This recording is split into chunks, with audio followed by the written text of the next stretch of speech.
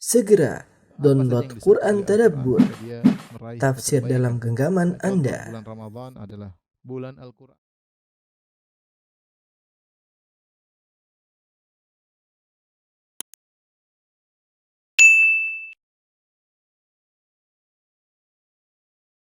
Bismillahirrahmanirrahim. Assalamualaikum warahmatullahi wabarakatuh.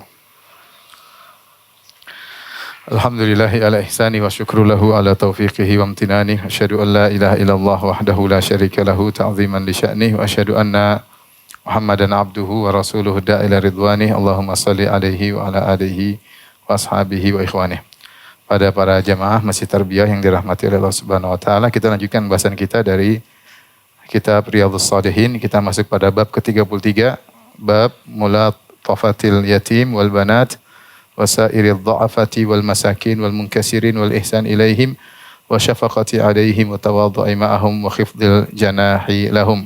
Bab tentang berlemah lembut atau bersikap lembut kepada anak yatim, kepada anak-anak perempuan, dan juga kepada seluruh orang-orang yang lemah, orang-orang yang miskin, yang lagi sedih, dan juga berbuat baik kepada mereka dan sayang kepada mereka, tawadhu terhadap mereka, serta merendahkan diri di hadapan mereka. Ini bab ini dibawakan oleh Al-Imam Nawawi rahimahullahu ta'ala agar kita merendahkan diri kita terhadap orang-orang yang lemah, orang-orang yang susah, orang yang miskin, orang-orang yang membutuhkan kasih sayang, membutuhkan bantuan. Justru kita diperintahkan untuk lemah lembut dan perhatian terhadap mereka. Kemudian beliau membawakan beberapa firman Allah, di antaranya qala Allah Ta'ala wakhfid janahaka lil mu'minin, dalam surat Al-Hijr ayat 88. Wakhfid janahak, yaitu rendahkanlah janahak. Janahak itu asalnya janah artinya sayap. Ya, artinya rendahkanlah dirimu. Seandainya kau memiliki sebab untuk terbang tinggi, entah kau seorang pejabat, engkau seorang yang kaya raya, entah engkau seorang yang memiliki kelebihan yang orang memandangmu dengan tinggi, seandainya kau bisa terbang karena kehebatanmu tersebut, maka rendahkanlah untuk orang-orang yang beriman. Ya, rendahkanlah untuk orang yang beriman. Kemudian juga beliau membawakan firman Allah yang berikutnya, wasbir nafsaka ma'al ladzina yad'una rabbahum bil ghadati wal 'ashyi yuriduna wajhah. Sabarkanlah dirimu bersama orang-orang yang berdoa kepada Rabb mereka di pagi hari atau di petang hari, yuriduna wajhah, di mana mereka berdoa karena mengharapkan wajah Allah. Wala ta'du aynaka anhum turidu zinatal hayatid dunya. Dan janganlah kedua pandanganmu melampaui mereka, yaitu meninggalkan mereka hanya karena engkau mengharapkan kehidupan dunia. Kita kembali kepada judul bab, bab mulatafatil yatim, bab tentang berlemah lembut kepada anak yatim. Anak yatim secara bahasa yaitu anak yang ayahnya meninggal dan dia belum balik. Apakah dia anak laki-laki maupun anak perempuan. Ya, adapun kalau ibunya yang meninggal, maka dalam istilah syariat bukan dikatakan anak yatim. Kalau secara syariat yang dikatakan anak yatim jika yang meninggal adalah bapaknya yang mencari rizki buat dia, yang bekerja untuknya. Ya, itulah yang disebut dengan anak yatim. Jika ibunya meninggal, maka secara syariat tidak disebut dengan anak yatim. Berbeda dengan kebiasaan istilah kita. Istilah kita siapa saja yang meninggal, ibu atau ayah disebut dengan anak yatim. Namun secara syariat yang disebut anak yatim adalah kalau meninggal bapaknya. Kenapa? Kalau ibunya meninggal, bapaknya masih bisa mengayominya. Bapaknya bisa entah dia menikah lagi atau dia mencari pembantu untuk mengurus anaknya. Yang penting dia bisa mengayomi sang anak dengan bekerja. Lain halnya ketika yang meninggal ayahnya, ya namanya wanita sulit mencari nafkah secara umum, sehingga anak yatim adalah anak yang ayahnya meninggal dan dia belum balik. Kalau dia sudah balik tidak lagi disebut dengan anak yatim, ya. Kalau sudah jenggotan, sudah kumisan bukan lagi apa? Anak yatim. Ini om yatim, ya. Bukan lagi anak yatim, ya. Ya. Kemudian sungguhnya anak yatim ya memerlukan perhatian khusus, ya. Terlalu banyak dalil-dalil yang menyuruh kita untuk perhatian terhadap anak yatim. Akan datang insyaallah dalil-dalil secara khusus. Tapi anak yatim Saya pengalaman mendapati sebagian anak yatim dalam kondisi nakal ya. Kenapa? Karena tidak ada yang perhatikan, tidak ada ayahnya yang perhatikan, ibunya mungkin juga sibuk, apalagi kalau sudah meninggal dua-duanya, ayah dan ibunya meninggal. Sehingga anak tersebut ketika di sekolah misalnya tidak ada yang perhatikan. Beda dengan seorang yang punya ayah atau punya ibu atau punya dua-duanya. Dia tahu sebentar lagi ayah ibunya akan menjemputnya atau dia akan pulang bertemu dengan ayah dan ibunya. Atau kalaupun dia tidak pulang, ayah dan ibunya akan ya menengoknya ya. Kalau dia mau berbuat sesuatu takut menyedihkan kedua orang tuanya, takut orang tuanya marah kepadanya. Artinya banyak pertimbangan dibangun di atas dia punya ayah dan ibu. Adapun anak yatim tidak ada pertimbangan yang dia harus pertimbangkan. Tidak ada yang mengelus kepalanya, tidak ada yang menjenguknya ya, sehingga ketika dia tidak ada pertimbangan seperti itu maka biasanya dia agak liar. Nah, justru anak yatim seperti ini yang butuh perhatian. Yang perlu kita perhatikan. Makanya Nabi SAW menyuruh kita untuk mengusap kepala anak yatim. Kata Nabi SAW, in arata talyina qalbik famsah ra'sal yatim ya wa atmil miskin. Jika kau ingin melembutkan hatimu maka usapkanlah tanganmu di kepala anak yatim dan berilah makan kepada fakir miskin ya. Karena anak yatim tersebut jarang mendapatkan perlakuan seperti itu. Dia jarang mendapatkan pelukan kedua orang tuanya. Beda kalaupun kita mungkin meluk anak yatim, tidak sama dengan pelukan orang tua kandung ya, tidak sama. Oleh karenanya dia tidak mendapatkan hal tersebut, maka Nabi menyuruh jika kita ingin melembutkan hati kita maka kita usapkan tangan kita di kepala anak yatim karena dia rindu akan hal tersebut ya. Jangan lupa, jangan usap-usap aja, kasih duit ya. Jangan usap-usap aja terus, om usap-usap melulu. Kasih duit, dicium, kasih duit ya. Baik. Kemudian tadi Al-Imam Nawawi rahimahullahu taala ya menyebutkan tentang ayat kata Allah Subhanahu wa taala, "Wakhfid janahaka lil mu'minin." Rendahkanlah sayapmu bagi orang-orang yang beriman. Artinya kalau kita melihat tekstual ayat ini, semakin orang semakin beriman hendaknya kita semakin merendah kepadanya. Terlebih lagi orang-orang beriman tersebut butuh untuk diperhatikan seperti miskin, seperti lagi sedih, sakit, orang tidak punya apa-apa ya. Maka perhatian dari dua sisi. Dari dia seorang mukmin kita merendahkan diri, dari sisi dia adalah orang yang lemah yang butuh perhatian ya. Bukan sebaliknya, ketika kita bertemu dengan orang lemah, saatnya kita angkat diri, saatnya kita kemudian menyombongkan diri, mentang-mentang dia lemah, kita orang kaya, mentang-mentang dia miskin, kita orang berada, orang berkedudukan, punya jabatan, kemudian kita semakin angkuh. Syariat menyuruh sebaliknya. Jika kau memiliki kedudukan yang buat kau bisa terbang, maka janganlah kau tinggikan dirimu, tapi rendahkan untuk orang-orang yang beriman. Kenapa? Karena Allah memerintahkan hal tersebut. Kemudian ayat berikutnya, wasbir nafsaka ma'al ladzina yad'una rabbahum bil ghadati wal ashyi yuriduna wajhah. Sabarkanlah dirimu bersama orang-orang yang berdoa kepada Rabb mereka. Yad'una rabbahum, di sini ada dua tafsiran. Yang pertama berdoa, yaitu orang-orang yang berdoa di pagi hari, di petang hari, dan yad'una bisa juga maknanya ya'budun, beribadah. Yang mereka sibuk beribadah kepada Allah di pagi hari, di petang hari, maka sabarkanlah dirimu bersama orang-orang tersebut. Yuriduna wajhah. Kenapa? Karena mereka beribadah ikhlas karena Allah Subhanahu wa taala.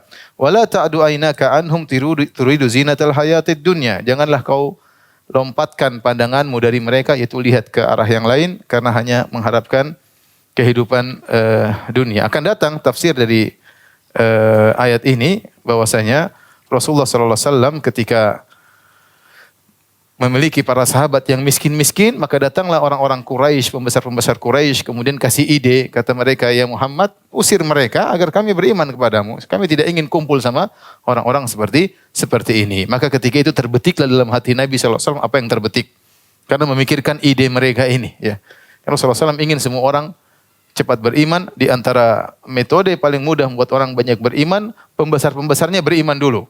Kalau pembesar-pembesarnya beriman dulu, maka bawahannya mudah untuk ikut. Dan ini metode yang dilakukan oleh Nabi sallallahu alaihi wasallam.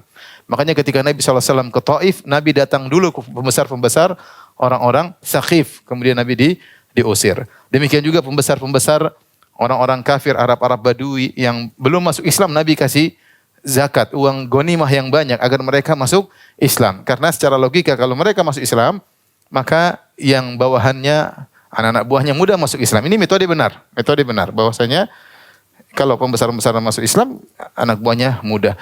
Namun ketika itu Nabi SAW sedang bersama orang-orang miskin dari kalangan para sahabat, tiba-tiba ada orang-orang kaya mengatakan, Muhammad tinggalkan mereka, baru kami akan ikut engkau. Maka terbetik dalam hati Nabi banyak perkara, ya. Maka Allah Subhanahu wa taala tegaskan kepada Nabi, ya. Tidak usah pikir celotehan mereka, tidak usah pikir ide mereka, kata Allah, wasbir nafsak, sabarkanlah dirimu bersama orang-orang yang susah tersebut. Jangan kau tengok urusan dunia, ya. Kenapa? Karena mereka ini orang-orang rajin beribadah. Di pagi hari, di petang hari mereka beribadah. Dan kemudian mereka orang-orang ikhlas. Yuriduna wajhah. Mereka mencari wajah Allah Subhanahu wa taala. Ya, wala ta'du aynaka anhum. Jangan kau pandang yang lain, tinggalkan mereka. Kau lihat orang-orang kaya, turidu zinatal hayatid dunya, karena mengharapkan perhiasan keindahan dunia. Jadi Rasulullah SAW disuruh sabar bersama orang-orang miskin. Syekh Utsaimin rahimahullah berkata, saya ingin bacakan perkataan Syekh karena bagus. Beliau berkata, "Famathalan idza kana hunaka rajulan." Kalau ada dua orang, ahaduhuma muqbil ala taatillah yad'u rabbahu bil ghadati wal asyi yuqimu sholata wa zakat wa yasum wa yuhsin ilan nas. Ada satu orang dia taat beribadah kepada Allah, senantiasa berdoa kepada Allah di pagi hari, di petang hari, rajin salat, dia bayar zakat, dia berpuasa, dan dia berbuat baik kepada masyarakat. Wa akhar ghaniyun kabirun indahu amwal wa qusurun wa sayyarat wa khadam. Satunya lagi, orang yang kedua, orang kaya, dia punya harta yang banyak, dia punya istana-istana, dia punya mobil yang banyak, punya pembantu-pembantu. Ayyuhum ahaqqu an nasbir anfusana ma'ahu. Siapakah di antara kedua orang ini yang lebih berhak untuk kita sabari untuk bergaul dengan mereka? Jawabannya al-awwal. Yang pertama yang lebih berhak an nusabbir anfusana ma'ahu. Yang pertama lebih utama untuk kita sabarkan diri kita bersamanya. Wa an nujalisahu, untuk kita duduk bersamanya. Wa an nukhalitahu, untuk bergaul, berinteraksi dengannya. Wa an la nata'addahu nuridu zinatal hayatid dunya. Jangan kita tinggalkan dia hanya karena mencari dunia. Artinya praktiknya sederhana. Kita punya teman dua, yang satu kaya, satu miskin. Secara tabiat manusia, bergaul sama orang berada lebih enak lah. Sama orang berada, diajak mana dia yang bayar. Naik pesawat dia yang bayar, makan restoran dia yang bayar. Kan gak enak, masa kita yang bayar, kan gimana gitu kan. Jadi kalau bergaul sama orang kaya enggak perlu kesabaran. Mungkin dia yang sabar bergaul sama kita. Kita enggak perlu sabar, kita malah senang bergaul sama dia. Tapi kalau kita punya teman satu yang miskin, ini yang butuh kita sabar untuk bergaul. Ini yang Allah perintahkan, wasbir nafsaka. Sabarkanlah dirimu untuk punya teman seperti ini. Dia butuh perhatian. Dia mungkin miskin, dia mungkin susah, ya. Kenapa? Karena ketika kau bergaul, sungguhnya orientasi engkau bukanlah dunia, tapi adalah apa? Akhirat. Orang seperti yang butuh lebih utama untuk kau tolong, lebih utama untuk kau bersabar bergaul dengan dia, ya. Karena ikhwan dan akhwat yang dirahmati Allah Subhanahu wa taala, kita mungkin punya banyak teman, tapi jangan kita bergaul sama orang berada terus. Kita juga punya teman-teman yang mungkin butuh perhatian kita, mungkin telepon kita kunjungi. Kita tahu dia susah, kita tahu dia taat beribadah kepada Allah Subhanahu wa taala. Inilah sumber pahala kita. Inilah yang lebih utama untuk kita sabar bergaul dengan. Tentunya bergaul dengan orang seperti ini memang banyak menyusahkan. Mungkin dia mengeluh, mungkin dia apa, mungkin dia minta bantuan, tapi inilah orang yang kata Allah Subhanahu wa taala, wasbir nafsaka ma'al ladzina yad'una rabbahum. Sabarlahkan dirimu untuk bersama mereka. Jangan kau berpaling dari mereka hanya karena untuk mencari apa? Dunia, ya. Ini salah satu praktek dari ayat ini, ya.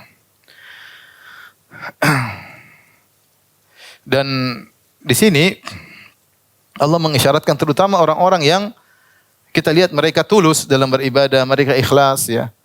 Yuriduna wajhah, sabarkanlah dirimu bersama orang-orang yang mereka beribadah kepada Allah pagi dan petang, yuriduna wajhah, karena mereka mengharapkan wajah Allah Subhanahu wa taala. Ungkapan yuriduna wajha, mencari wajah Allah, ini banyak datang dalam ayat, dalam hadis. Maksudnya adalah ikhlas, ya. illa ibtigha'a wajhi rabbihil a'la, kecuali hanya mengharapkan wajah Rabbnya yang maha tinggi, ya. Yuriduna wajha Allah, mereka mencari wajah Allah. Di sini dalam ayat yuriduna wajha. Ya, banyak. Demikian dalam hadis misalnya kata Nabi sallallahu alaihi wasallam, fa inna Allah, dalam hadis Itban, fa inna Allah harrama 'alan nari man qala la ilaha illallah yabtaghi bidzalika wajha Allah. Sungguhnya Allah mengharamkan neraka untuk mengazab orang yang mengucapkan la ilaha illallah yabtaghi bidzalika wajh Allah. Ketika dia mengucapkan la ilaha illallah, dia mencari wajah Allah, ya. Kemudian juga misalnya hadis man ta'allama ilman mimma yubtagha bihi wajhullah la yata'allamuhu illa liyusiba aradan minad dunya lam yajid arfal jannah. Siapa yang menuntut ilmu agama, yang harusnya menuntut ilmu itu adalah untuk mencari wajah Allah, ternyata dia menuntut ilmu untuk mencari secercah dunia, maka dia tidak akan mencium harumnya surga. Jadi dalam ayat, dalam hadis banyak istilah mencari wajah Allah diterjemahkan secara sederhana adalah ikhlas kepada Allah Subhanahu wa taala. Dan ini juga dalil bahwasanya Allah memiliki wajah, ya, dan terlalu banyak ayat yang menunjukkan akan hal ini dan juga hadis. Dan sebagaimana kita ketahui di antara kenikmatan yang tertinggi di surga adalah melihat wajah Allah Subhanahu wa taala. Yang Allah menamakan kenikmatan memandang wajah Allah adalah tambahan. Kata Allah Subhanahu wa taala, lilladzina ahsanul husna wa ziyadah. Bagi orang-orang yang berbuat kebaikan, bagi mereka al-husna itu surga, wa ziyadah dan tambahan. Ibnu Qayyim rahimahullah menyebutkan kenapa disebutkan tambahan? Karena kenikmatan memandang wajah Allah yang merupakan puncak kenikmatan surga adalah kenikmatan yang tidak dikenal oleh manusia secara umum di dunia. Adapun kenikmatan lain seperti makanan, bidadari, sungai madu, sungai khamr, dan itu adalah hal yang orang tahu di dunia, tinggal kualitasnya berbeda antara khamr dunia dengan khamr akhirat, antara wanita dunia, wanita akhirat, antara pohon dunia dan pohon akhirat dan yang lain-lainnya, rumah dunia dan istana akhirat. Tapi memandang wajah Allah merupakan puncak kelezatan, adalah kenikmatan yang tidak mereka kenal sebelumnya, makanya disebut dengan ziyadah, tambahan. Ya, makanya diriwayatkan Al-Imam Syafi'i rahimahullahu taala mengatakan, "Lau alima Syafi'i annahu la yara Allah fil jannah ma abadallaha azza wa jalla." Imam Syafi'i mengatakan kalau Syafi'i tahu dia tidak akan melihat wajah Allah di surga, tidak melihat Allah di surga, dia tidak akan mau beribadah kepada Allah. Kalau seandainya Syafi'i tahu dia tidak bisa melihat Allah di akhirat, dia tidak mau beribadah kepada Allah. Artinya apa? Imam Syafi'i rahimahullah tahu bahwasanya melihat wajah Allah adalah puncak kenikmatan. Dan ini yang disebutkan oleh Abu Hasan Al-Asy'ari dalam kitabnya Al-Ibanah an Usulid Diyanah. Dia mengatakan bahwasanya puncak kenikmatan di surga adalah memandang apa? Wajah Allah. Tentunya wajah Allah tidak seperti wajah manusia, sebagaimana zat Allah tidak sama dengan zat manusia. Tetapi puncak kenikmatan adalah melihat wajah Allah Subhanahu wa taala. Nah, sering dalil menjelaskan tentang keikhlasan dengan mengatakan yuriduna wajah Allah, dengan mengharap wajah Allah Subhanahu wa taala. Ungkapan keikhlasan dengan disebutkan menghendaki wajah Allah Subhanahu wa taala. Seperti juga dalam firman Allah di akhir surat Al-Qasas, kullu syai'in halikun illa wajhah. Segala sesuatu akan binasa kecuali wajahnya. Ada dua tafsir yang disebutkan oleh Al-Imam Al-Bukhari dan disebutkan oleh para salaf juga. Illa malikahu atau illa ma urida bihi wajhuh. Ya.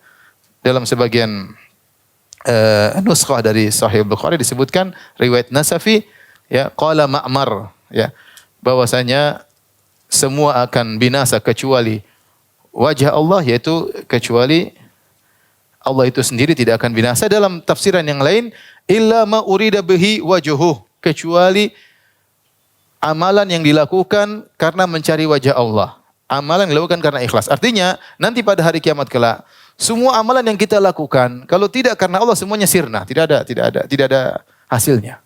Tidak ada. Mau kita karena riya, karena ujub, karena pingin disebut-sebut, maka semuanya akan sirna. Yang tersisa cuma ma urida bihi wajhuh, amalan yang dilakukan karena mencari wajah Allah Subhanahu wa taala. Maka waspada, ya. Makanya dalam hadis dalam Sahih Bukhari kata Nabi sallallahu alaihi wasallam, man samma Allahu bih wa man yura'i lahu bih. Siapa yang di dunia melakukan amalan hanya ingin pencitraan, ingin disebut-sebut, ingin dilihat, maka pada hari kiamat kelak Allah akan tampakkan pahalanya di depan dia.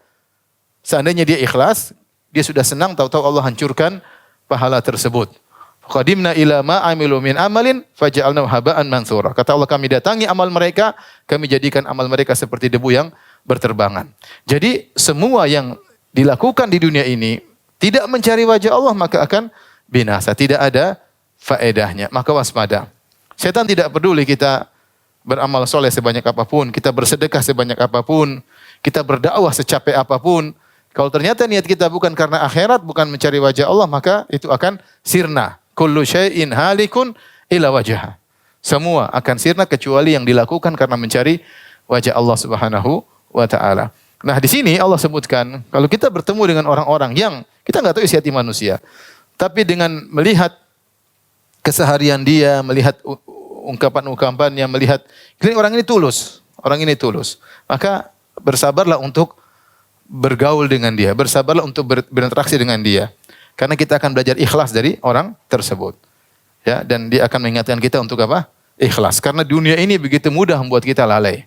Dengan kesibukan kita, dengan pekerjaan kantor kita, dengan teman-teman kita di kantor, dengan interaksi kita, dengan kalau kita keluar ke mall, kemana.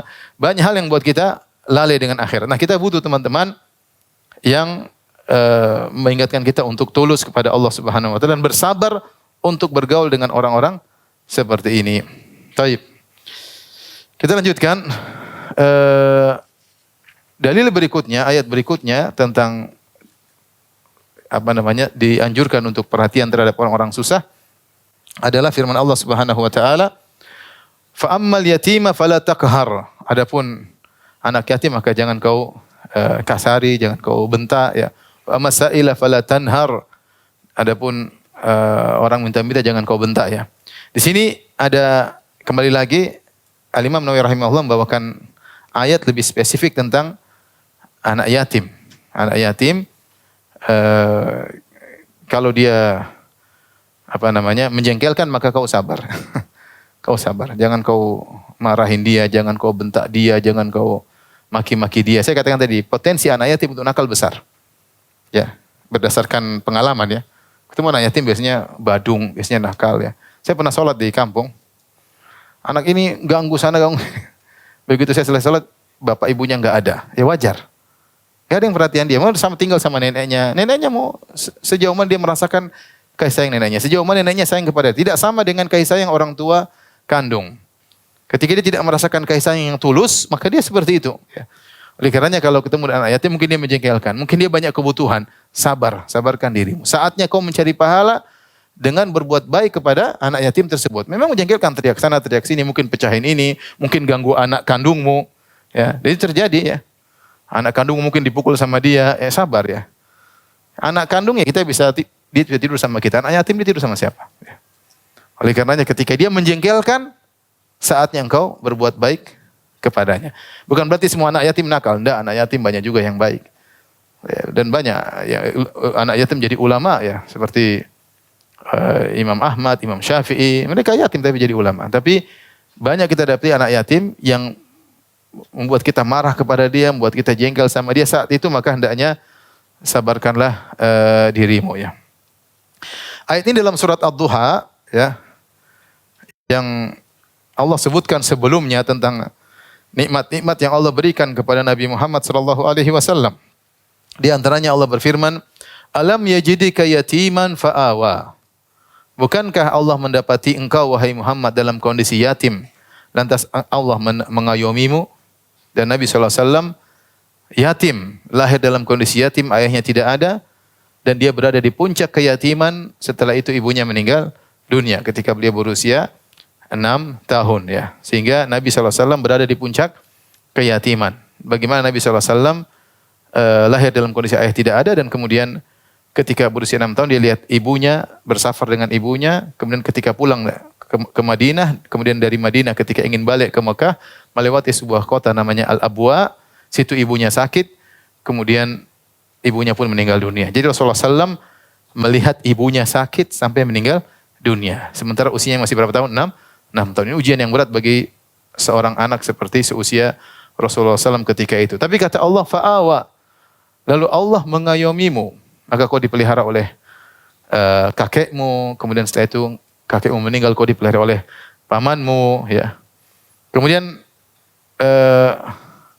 setelah kau besar, kemudian Allah berikan kau risalah. Allah berfirman lagi, wa wajadaka dhallan fahada. Dan Allah mendapati engkau tersesat, maka kemudian Allah beri petunjuk kepadamu. Yaitu dulu kau belum mengenal agama, ya. Kata Allah, ma kunta tatlu min qablihi min kitabin wala takhutuhu biyaminik. Sebelumnya kau tidak pernah membaca kitab apapun. Dia punya ilmu, tidak pernah baca kitab. Rasulullah tidak bisa baca, tidak pernah membaca buku-buku tentang Taurat dan Injil. Bagaimana sumber ilmu? Rasulullah SAW tidak pernah baca. Wala takhutuhu biyaminik, dan kau tidak pernah bisa menulis. Tapi kemudian Allah beri wahyu kepadamu sehingga kau mengerti tentang agama, mendapat hidayah. Allah juga mengatakan wa 'allamaka ma lam takun ta'lam. Allah mengajarkan kepada engkau perkara yang sebelumnya engkau tidak tahu, ya. Allah juga berfirman, "Ma kunta tadri mal kitabu walal iman." Kau sebelumnya tidak tahu apa itu Alkitab, apa itu iman. Kau tidak ngerti, maka Allah beri petunjuk kepadamu, ya. Kemudian juga Allah berfirman, "Wajadaka 'ailan fa'aghna." Allah mendapati engkau dalam kondisi miskin, lantas Allah memberi engkau kecukupan, ya. Dengan engkau menikah dengan seorang wanita yang kaya raya seperti Khadijah radhiyallahu taala anha, kemudian membantumu untuk berdakwah sampai akhirnya Allah memberikan engkau banyak kemenangan, akhirnya Islam begitu luas, ya. Ini semua karena nikmat dari Allah Subhanahu wa taala, ya. Maka setelah itu baru Allah mengatakan fa ammal yatima fala taqhar. Maka kalau begitu sama anak yatim jangan kau kasari, jangan kau bentaki, ya. Ingat kau juga dulu apa? Yatim.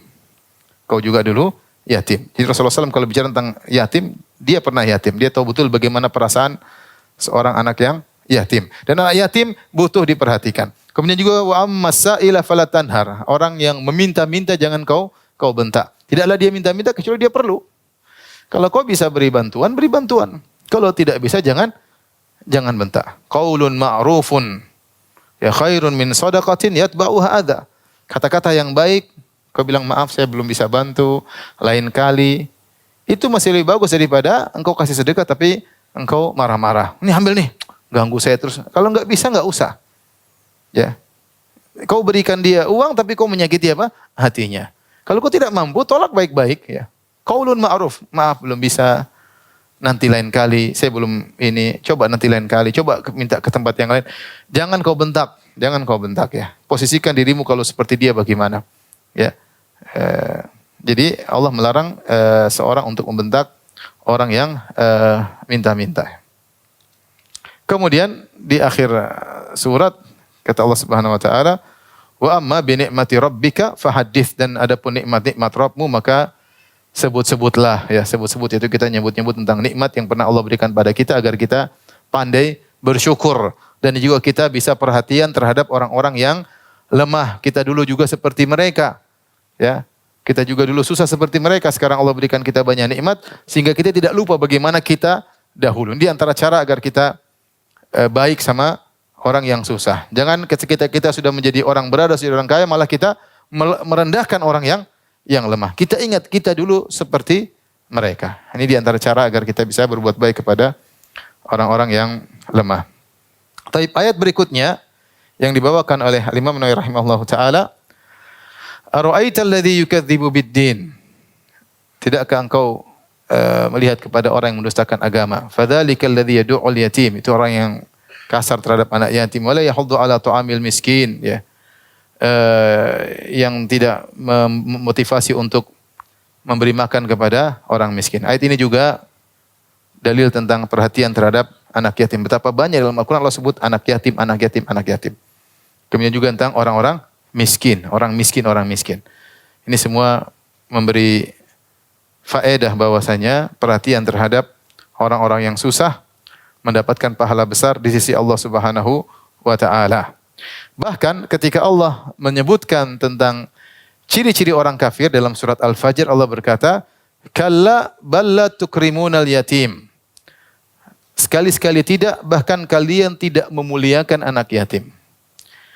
Maka ini dalil bahwasanya orang beriman memuliakan anak yatim. Di antara ciri-ciri orang kafir adalah tidak memuliakan anak yatim. Jadi bukan sekedar hanya memberi, tapi ada bentuk pemuliaan. Kalau dia anak yatim, kita bukan cuma memberi saja, kita muliakan dia.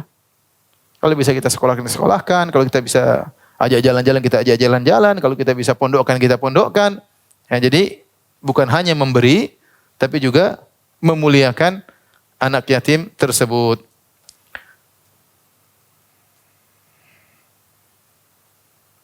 Dan Nabi SAW bersabda, innama yarhamullah min ibadihi ar-ruhama. Dan Allah, yang disayangi oleh Allah adalah orang-orang yang menyayangi orang-orang yang lainnya ya. Kalau Anda ingin disayang oleh Allah Subhanahu wa taala, maka sayangilah orang-orang susah. Kita masuk pada hadis ya. Ayat-ayat sudah kita lewati, kita masuk pada hadis. Wa an Sa'ad bin Abi Waqqas radhiyallahu taala anhu. Dari Sa'ad bin Abi Waqqas radhiyallahu taala anhu, qala kunna ma'an Nabi sallallahu alaihi wasallam sittata nafarin. Kami bersama Nabi 6 orang. Faqala al-musyrikuuna lin Nabi, ini yang saya sebutkan tadi ayat. Ini penjelasan dalam hadis ini. Maka kemudian orang-orang musyrikin berkata kepada Nabi, "Utrut haula'i la yajtari'una alaina."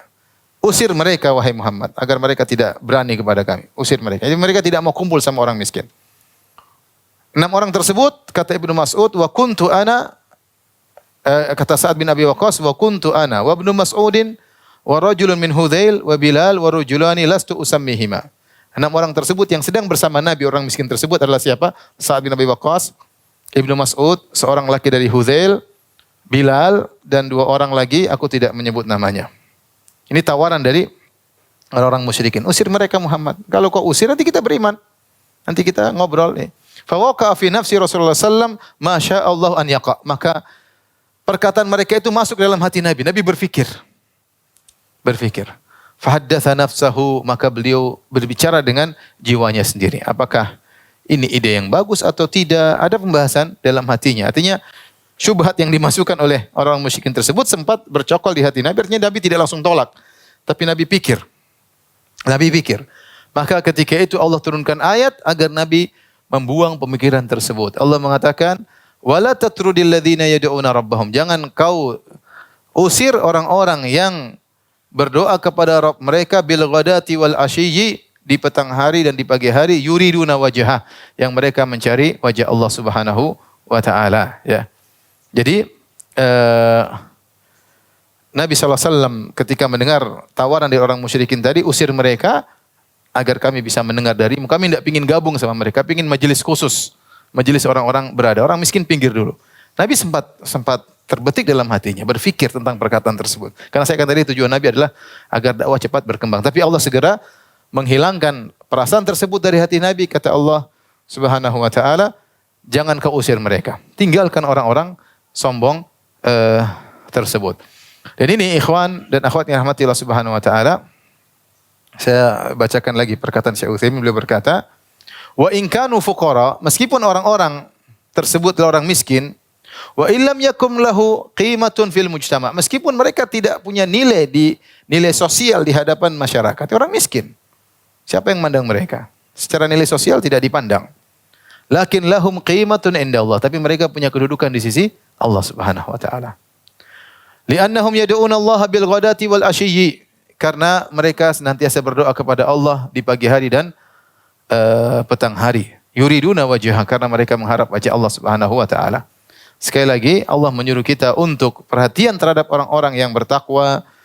Terlebih lagi kalau mereka miskin, susah, maka sungguhnya mereka ini kedudukannya tinggi di sisi Allah Subhanahu wa taala, maka kita harus menghormati mereka, menghargai mereka, perhatian terhadap mereka. Jangan kita malah meninggalkan mereka.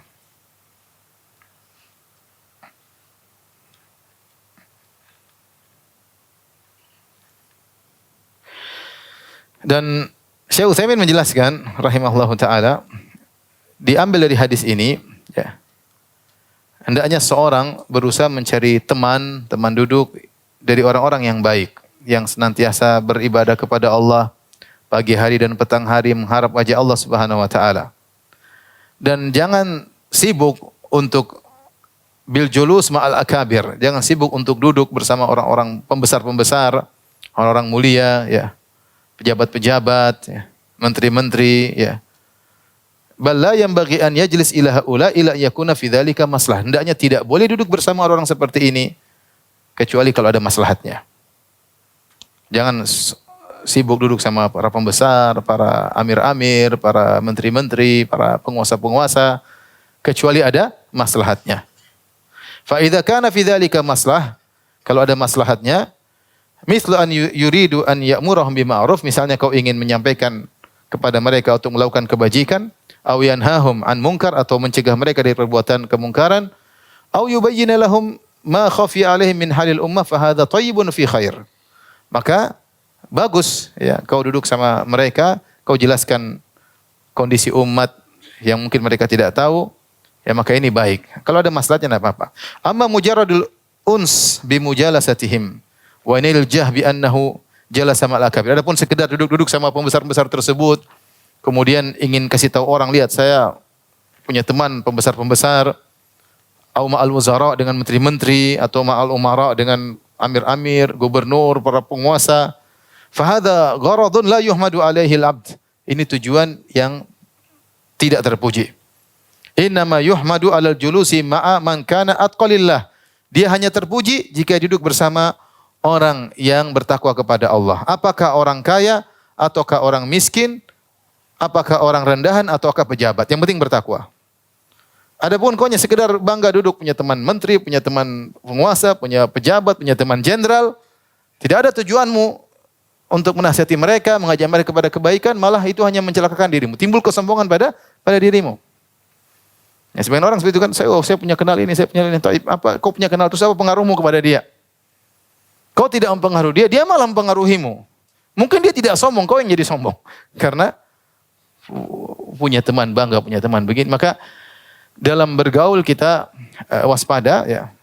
Apapun bergaul yang bisa merubah diri kita menjadi lebih angkuh, lebih sombong, lebih merasa tinggi, jangan kita lakukan ya. Karena kita dapati orang tidak kuat bergaul sama penguasa. Kadang punya teman gubernur sudah pamer-pamer bahwasanya ini teman saya punya teman jenderal sudah pamer-pamer.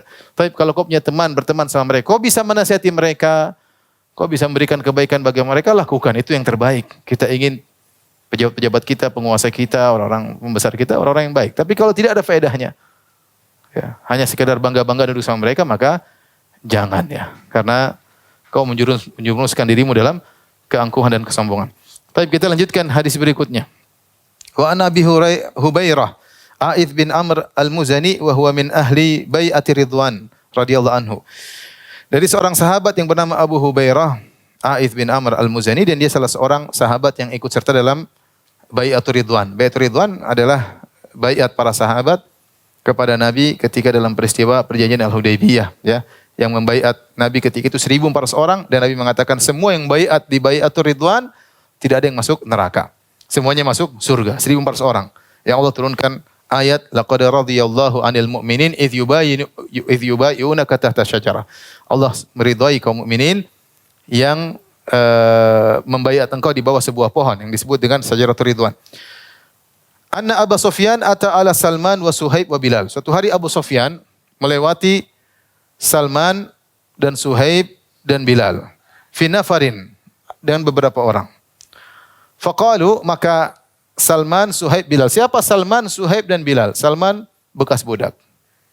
Ya, Suhaib Ar-Rumi, Bilal juga bekas budak. Semua adalah bekas budak dan orang-orang miskin. Mawali ya. Faqalu, ketika Abu Sufyan pemimpin orang Quraisy. Disebutkan ini pertemuan ini terjadi kapan? Ketika orang-orang Quraisy membatalkan perjanjian Al-Hudaybiyah. Jadi perjanjian Hudaybiyah terjadi pada tahun 6 Hijriah. Terjadi gencatan senjata antara kaum muslimin dengan kaum musyrikin. Bahwasanya mereka tidak akan bertempur selama 10 tahun. Namun pada tahun 8 Hijriah ternyata terjadi pengkhianatan. Ya, Bani Bakar yang merupakan koalisi dari Quraisy ternyata menyerang Khuza'ah yang berkoalisi kepada kaum muslimin. Khuza'ah dan Bani Bakar sama-sama kafir, tapi kaum muslimin berkoalisi sama Khuza'ah, Bani Bakar berkoalisi sama Quraisy. Ternyata Bani Bakar pada tahun 8 Hijriah membunuh sebagian Khuza'ah dibantu oleh sebagian Quraisy. Akhirnya Rasulullah SAW ingin membatalkan perjanjian damai, Rasulullah SAW ingin menyerang mereka. Akhirnya Abu Sufyan, sang pemimpin Quraisy ketika itu ketakutan. Karena mereka tahu sekarang kaum muslimin sudah jumlahnya besar. Akhirnya Abu Sufyan pun datang ke kota Madinah, minta syafaat dari Nabi SAW agar perjanjiannya tidak usah dibatalkan. Ya, kemudian Nabi menolak. Dia datang ke Abu Bakar menolak. Dia datang kepada Umar menolak. Umar bilang, kalau saya bisa bunuh kau, saya bunuh kau. Ngapain? Karena dia yang dulu menyerang para sahabat, katakanlah perang apa? Perang Khandaq, perang Uhud dia pimpinannya Abu Sufyan radhiyallahu anhu. Ketika perang Khandaq dia juga pimpinannya. Akhirnya minta kepada Ali pun menolak. Sampai akhirnya dia pun pulang menuju kota Mekah dengan tangan hampa, tidak ada hasilnya. Karena ingin bernego dengan Nabi SAW dan para sahabat, tapi ditolak negonya. Ketika dia pulang, dia melewati 3 orang sahabat yang miskin-miskin ini, yang bekas-bekas budak. Yaitu Salman, Suhaib, dan Bilal. Ketika dia lewat, maka para sahabat yang bekas orang miskin ini pada komentar, ma akhadat suyufullahi min aduwillahi ma akhadaha. Kata mereka, Abu Sufyan lewat, pedang-pedang Allah belum menunaikan haknya terhadap orang ini. Maksudnya, ini orang belum mampus ya. Ini pedang-pedang Allah belum mengambil haknya yang seharusnya terhadap manusia satu ini. Abu Bakar radhiyallahu anhu ketika itu ada. Abu Bakar tegur mereka radhiyallahu anhu. Karena Abu Sufyan meskipun dia kafir ketika itu, tapi dia mertua Nabi SAW. Dan dia ada kecenderungan ingin masuk apa? Islam. Dan dia pemimpin orang Quraisy. Abu Bakar Quraisy.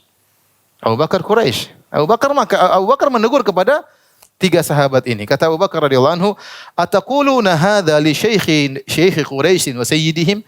Apakah pantas kalian mengucapkan kata-kata tersebut, wahai Salman, wahai Bilal, wahai Suhaib, kepada pemimpin Quraisy seperti Abu Sufyan?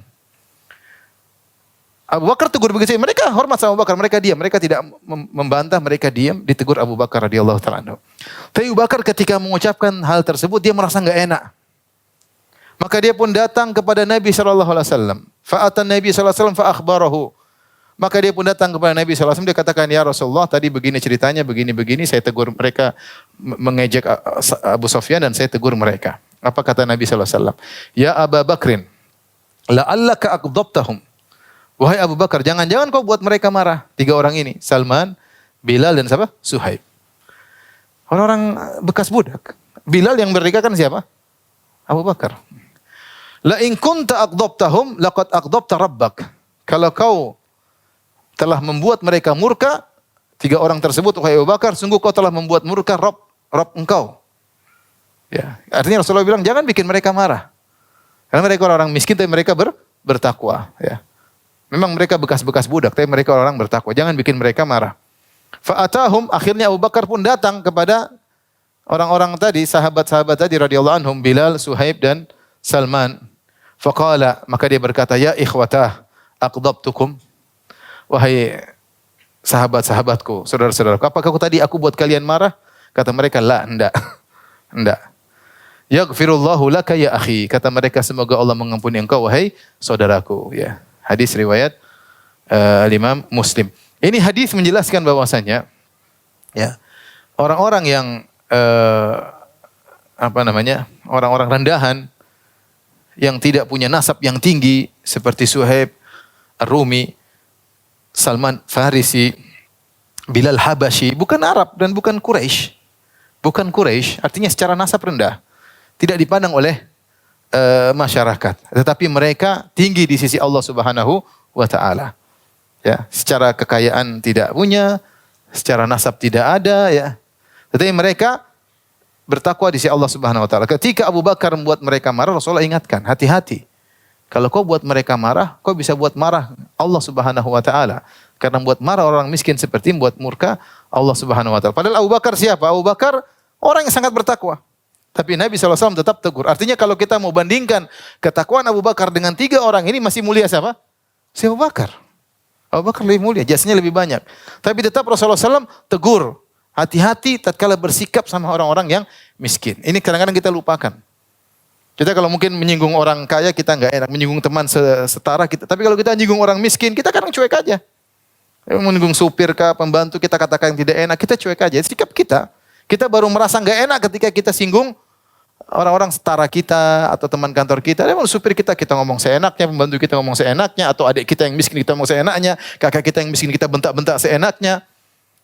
Abu Bakar tidak, ketika dia ngomong kalian tidak pantas ngomong begitu sama Abu Sufyan. Dia pemimpin orang Quraisy. Itu pun tidak enak. Dia pun lapor sama Nabi, jangan-jangan disalah ngomong. Setelah Nabi tegur, dia datang kepada mereka dan minta maaf kepada mereka. Oleh karenanya, seorang di antara faedah yang bisa kita ambil dalam hadis ini bahwasanya seorang berusaha untuk menyelesaikan masalahnya di dunia sebelum di akhirat. Lihat Abu Bakar radhiyallahu anhu, maka dia daripada masalah di akhirat, padahal Nabi tidak mengatakan mereka marah padamu, tidak. Nabi hanya mengatakan la'allaka. Bisa jadi engkau buat mereka apa? Marah. Daripada Abu Bakar pun datang. Mungkin saya tidak bikin kalian marah? Enggak. Alhamdulillah. Berarti tidak ada masalah di akhirat. Nah, ikhwan, kita ini kalau ada masalah di dunia, kalau bisa kita selesaikan di dunia sebelum akhirat lebih baik. Kalau kita masalah sama orang, ya kita selesaikan. Sebisa mungkin. Kalau tidak terselesaikan ya sudah. Yang penting Allah tahu kita berusaha menyelesaikan masalah tersebut. Daripada kita nanti berhadapan dengan dia, ya kemudian ribut disidang oleh Allah pada hari kiamat kelak. Makanya ketika Umar bin Khattab ditikam oleh Abu Lulul Majusi, dia tanya, siapa yang membunuhku?